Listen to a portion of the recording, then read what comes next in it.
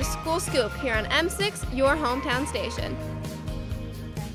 Welcome to School Scoop on M6. Today we are talking to Mr. Brian Gwisdala about what he does for our community and school. So Mr. Gwisdala, tell us a little more about your background and career. Background and career, well, I went to Marysville High School, graduated from here in 1996, went to Grand Valley State, got my bachelor's in psychology, special education.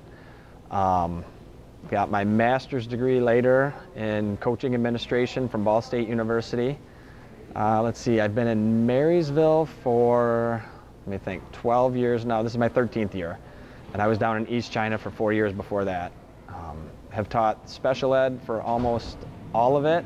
And then I did 3 years of 4th grade over at Morton Elementary School. Next question. How does the work you do now compare to the previous classes you have taught?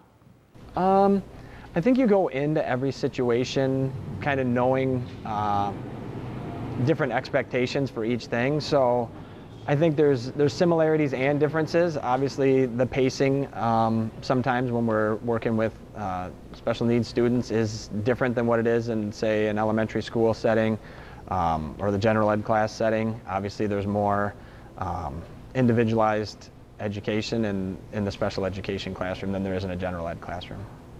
Interesting. What are the greatest skills you want to develop out of your students? For my students, the biggest things I want for them is independence and self-advocacy.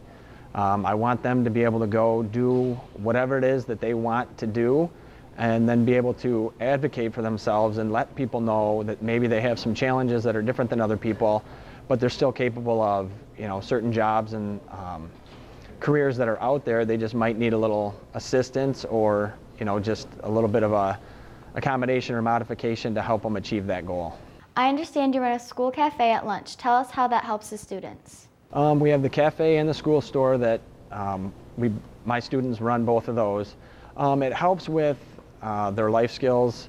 Obviously, social skills is one of the big things we get out of it too, just the fact that we're in our room all day. They also have a couple classes, electives out during the day, but this puts them in with the entire school, the general population, the teachers, other staff that are here, and they're learning life skills, making change, but also that social part, how to interact with people appropriately, and those things that can transfer to hopefully a job someday. Lastly, what kinds of field trips do you take your students on and how does that help them?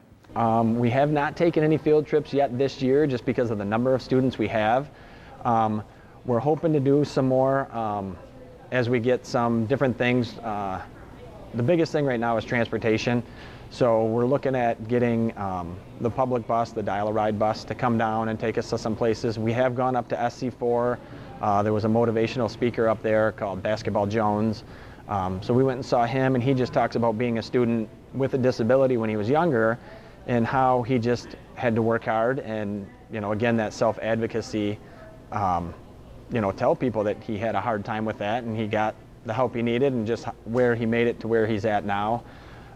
When we do the field trips, again, a lot of it is just that life skills and social skills kind of things that we're working on out in the community.